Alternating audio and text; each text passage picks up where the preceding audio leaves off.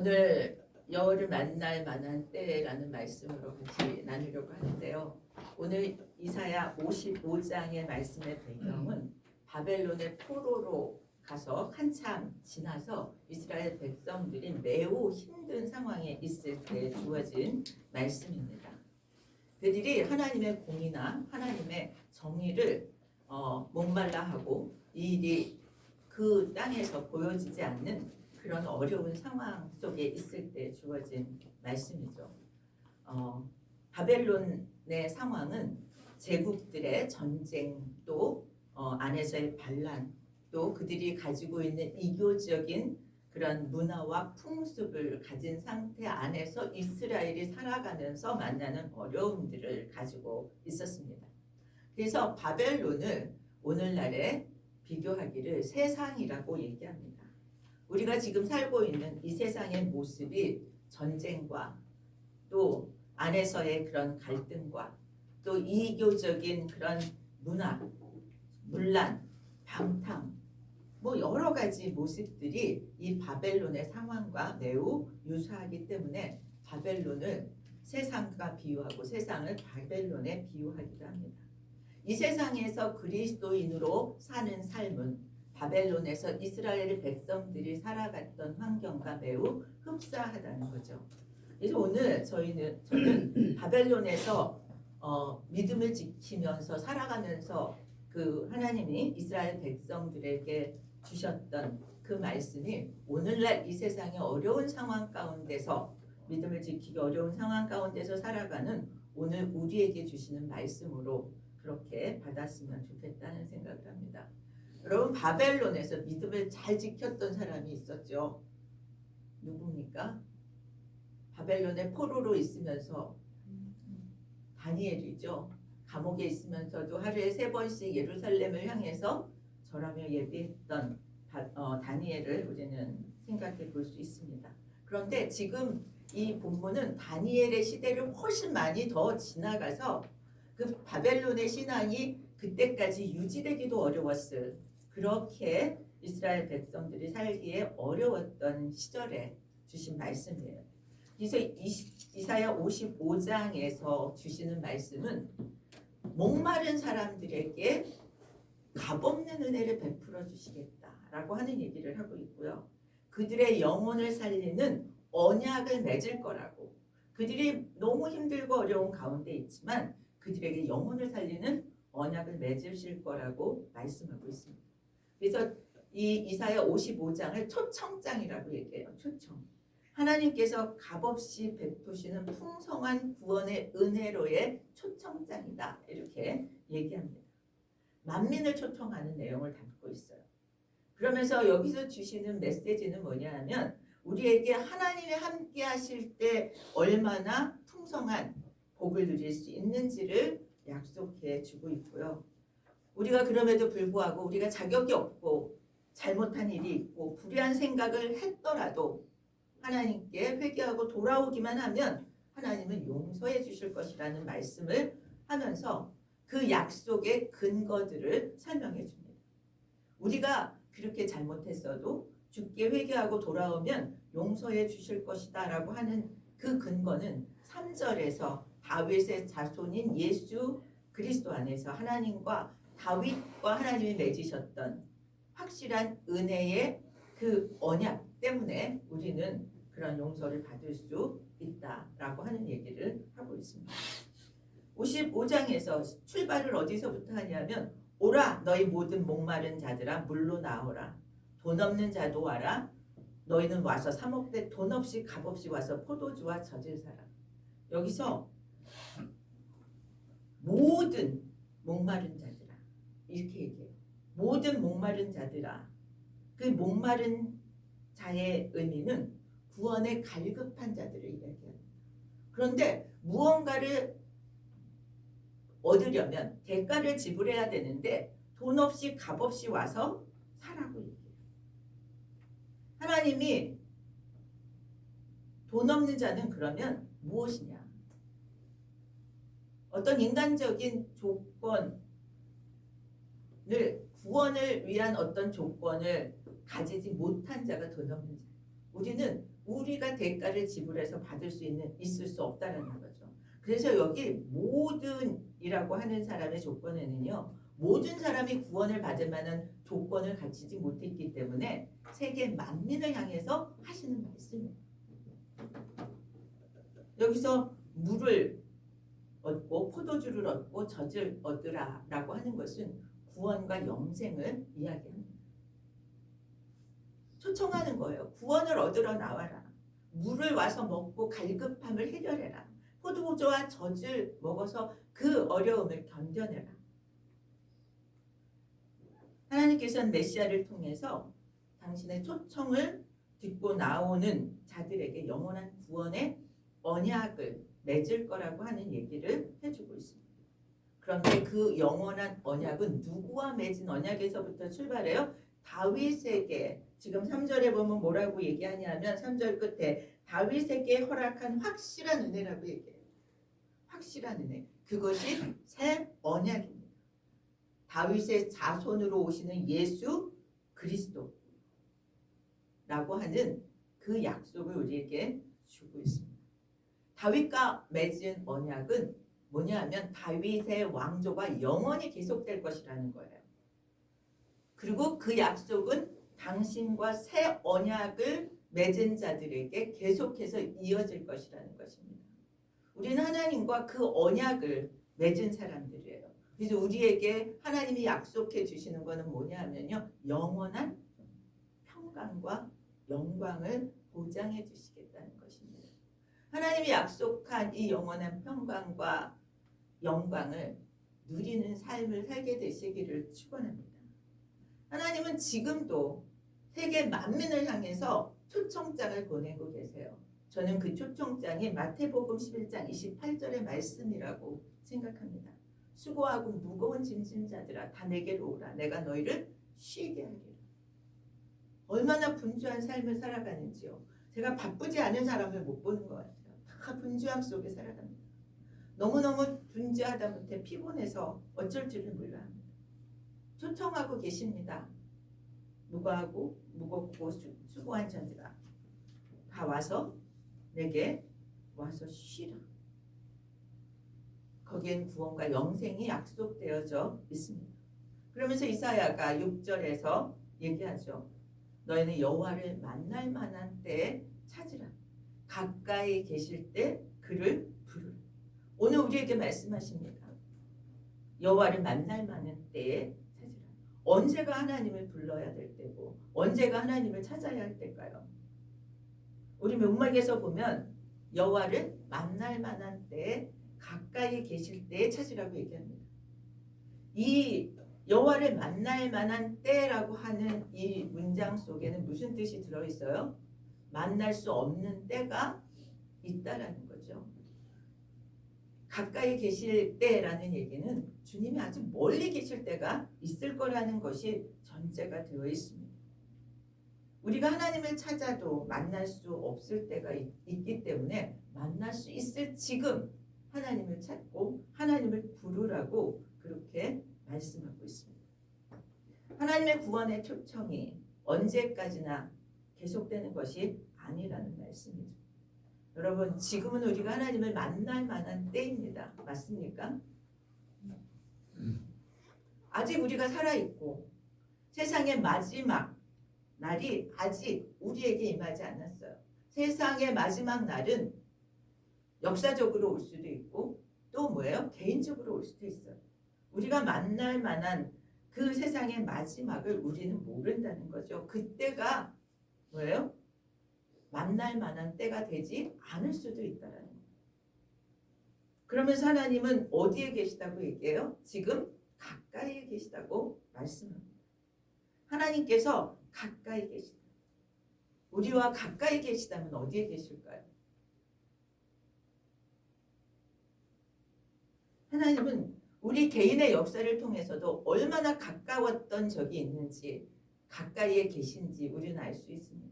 개인적인 예수 그리스도를 만나고 그 여정에서 주님이 멀었을 때도 있지만 가까이에 계셔서 우리를 위로하시고 우리에게 말씀하시고 우리의 갈 길을 지도해 주셨을 때를 돌아보면 우리는 하나님이 어디에 계신지 얼마나 가까운지를 체험해 오고 있다고 생각해요. 우리나라의 역사를 통해서 이스라엘 역사는 말할 것도 없고요. 우리나라의 역사를 통해서도 하나님이 함께 하시고 가까이 계셨음을 우리는 점검해 볼 수 있습니다.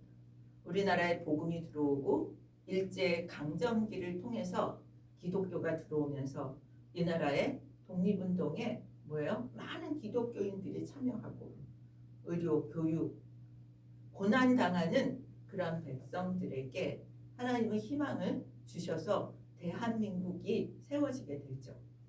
그리고 한국 전쟁이 일어나고 정말 그 어려운 때 많은 사람들이 교회를 통해서 회복되어지고 구호되어지고 복음이 전파되어지고 또 삶의 문제들을 해결받았던 그 시절을 통해서 우리는 하나님이 가까이 계셨던 것을 경험할 수 있습니다. 1950년대, 60년대 그 어려울 때 교회를 중심으로 해서 하나님 믿으면 잘 산다고 그렇게 부르짖는 그런 번영 신학이 발전했습니다.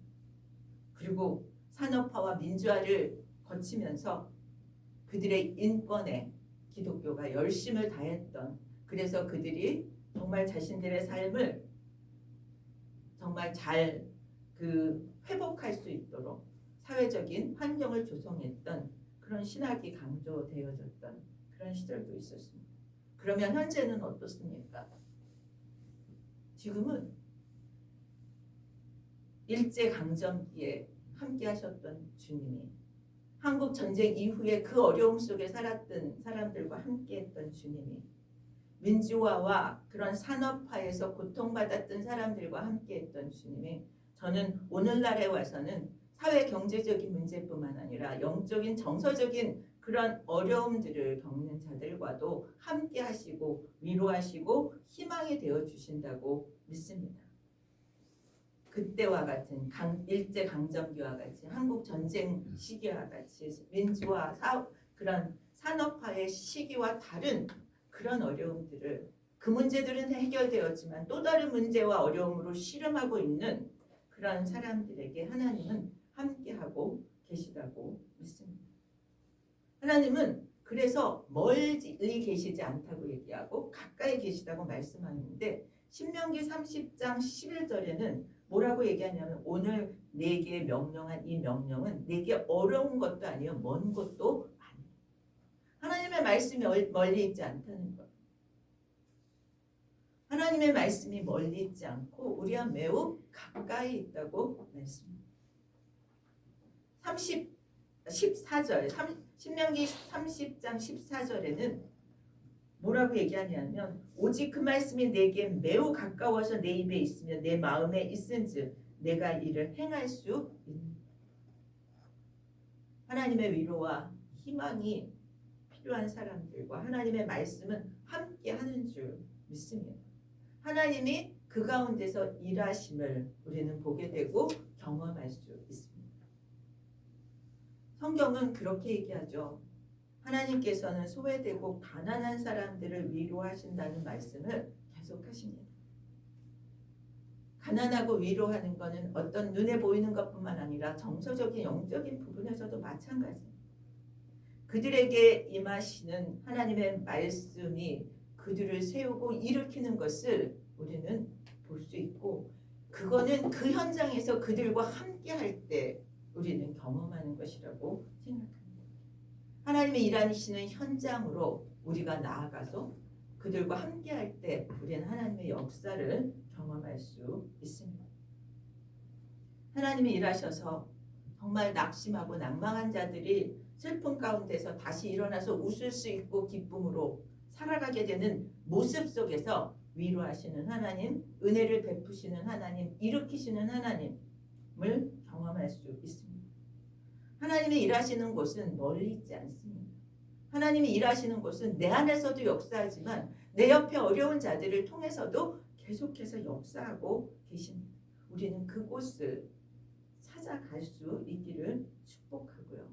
그래서 오늘 말씀은 하나님을 만날 만한 때라고 말씀하시고 그렇게 만나기를 원하신다고 말씀합니다. 7절에 보면 그렇게 되어 있습니다. 악인은 그의 길을, 불의한 자는 그의 생각을 버리고 여호와께로 돌아오라. 돌아오라고 하는 것은 하나님의 명령입니다. 그러면서 뭐라고 얘기해요? 그리하면, 명령문 다음에 그리하면 하나님이 베풀어 주실 것이 있다는 거예요. 긍휼히 여기시리라. 우리 하나님께로 돌아오라. 그가 너그럽게 용서하시리라. 악인과 불의한 자는 어떤 자입니까? 하나님이 일하시는 곳에 가지 않는 자예요. 왜냐하면 악인과 불의한 자는 하나님이 일하시는 곳에 가고 싶지 않아요. 왜냐하면 나의 일이 우선이 되어지면 그곳에 갈 수 없습니다. 그런데 오늘 하나님은 그런 자들에게 빨리 돌아오라고 말씀합니다. 그러면 하나님이 그를 긍휼히 여기시고 용서도 받게 해주신다고 말씀합니다. 이것이 하나님을 만나는 전제입니다. 하나님께로 돌아오는 것, 하나님께 회개하는 것. 그러면서 하나님이 이러한 약속을 주셨는데 이 약속이 꼭 이루어질 거라고 하는 얘기를 8절부터 계속해서 해요. 8절부터. 그 당시 사람들은 약속을 잘 지키지 않았는지, 또 하나님이 약속하신 것을 믿지 않았는지, 왜냐하면 믿기가 어려웠을 수도 있었을 것 같아요. 왜냐하면 포로 생활의 그 어려움 중에서 도저히 소망이 없어 보이기 때문에 의심을 했을지도 모르겠습니다. 그런데 하나님은 내가 한 약속이 반드시 이루어질 거라고 하는 얘기를 8절에서 얘기합니다. 뭐라고 얘기해요? 내 생각이 너희 생각과 다르며 내 길이 너희의 길과 다르니라. 여호와의 말씀입니다.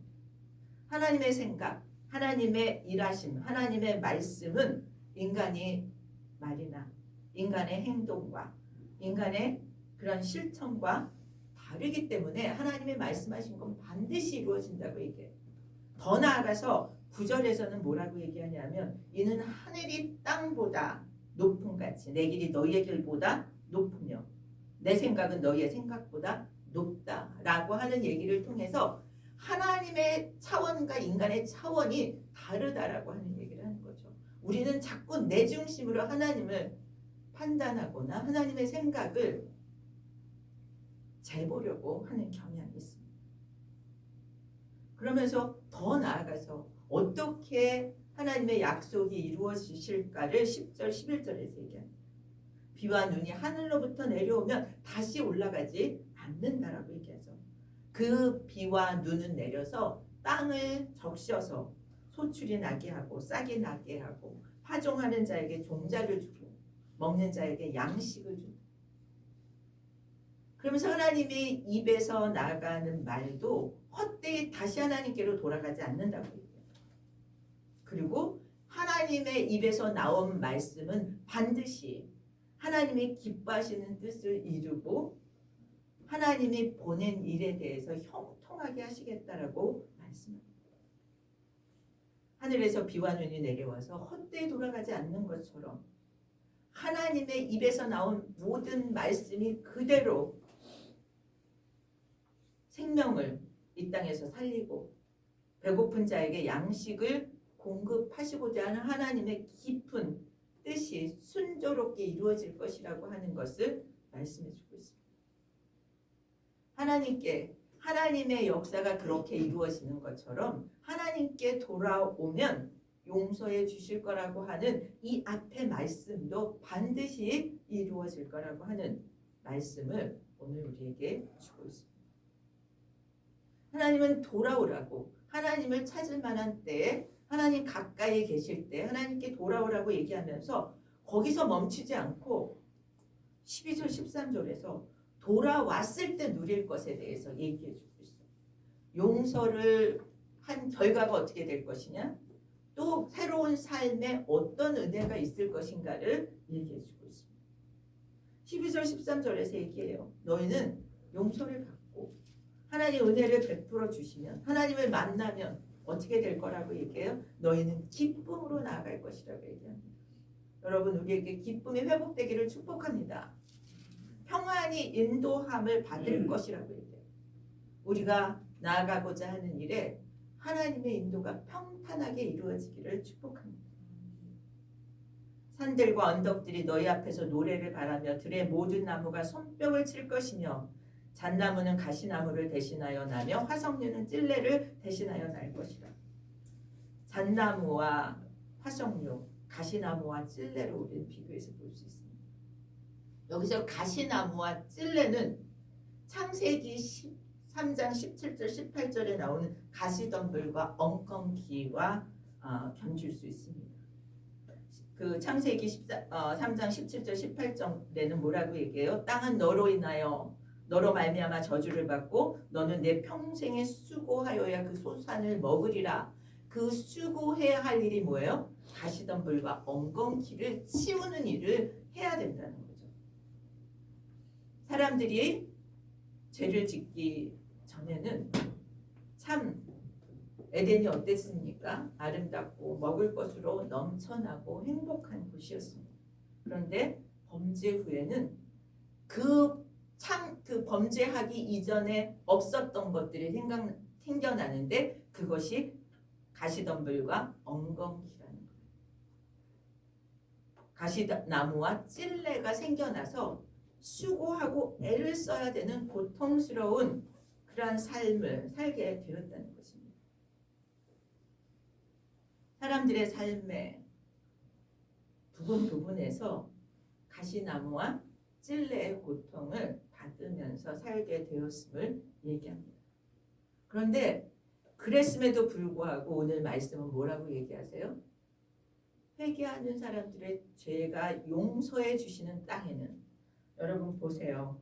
용서해 주시는 땅에는 그런 것들이 가시나무와 찔레처럼 쓸모없는 나무들이 아니라 잣나무와 화석류같이 쓸모있고 과실을 맺는 나무들이 자라게 돼서 생명이 풍성하게 될 것이라고 말씀합니다. 그게 12절 13절의 말씀입니다. 잣나무가 가시나무를 대신하고 화석류가 찔레를 대신하여 나게 되는 역사가 일어날 것이라고 말씀하고 있습니다. 우리에게 이 은혜가 넘치기를 축복합니다. 가시나무는 없어지고 뭐가 생겨요? 잣나무가, 화석류가 자라게 되기를 축복합니다. 하나님 앞에 돌아오면, 하나님을 찾으면 본래 아름다웠던 그런 모습으로 회복될 것이라고 하는 약속을 주십니다. 하나님을 만나 순종할 때 우리의 삶은 새롭게 변화될 것이라고 말씀합니다. 그러면서 마지막으로 하나님 말씀하시죠. 이것이 여호와의 기념이 되며 영영한 표징이 되어 끊어지지 아니하리라. 여러분, 우리의 삶의 변화가 여호와의 기념이 되기를 축복합니다. 그리고 그 표징이 계속되어 복음이 계속 이어지는 역사가 이어지기를 축복합니다. 이것이 하나님을 만난 사람들의 미션입니다. 우리를 통해서 우리의 변화가 여호와의 기념이 되고 영영한 표징이 되어서 복음이 계속해서 이어지는 그러한 삶이 되어지길 축복합니다. 하나님을 만날 때는 바로 지금이라고 말씀하십니다. 주님의 초청에 나오고 주님의 초청에 따라서 말씀을 가까이 하기를 축복합니다. 이 사순절 기간에 우리 자신을 살피고 회개하고 말씀을 따라감으로 또 다른 이들을 위해서 중보하고 나라와 민족과 교회와 세계 역사를 위해서 기도하면서 하나님의 축복의 통로가 되는 우리 모두가 되기를 예수님의 이름으로 축원드립니다. 우리 다 함께 일어나서 494장 찬양하겠습니다.